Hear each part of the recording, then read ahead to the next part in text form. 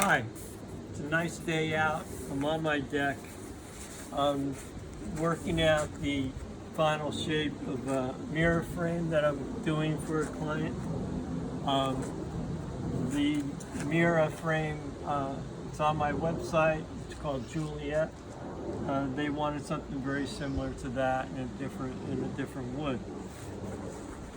I have the basic shape here.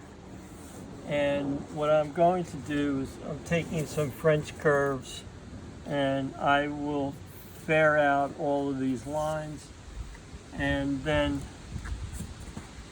I will put transfer paper underneath this.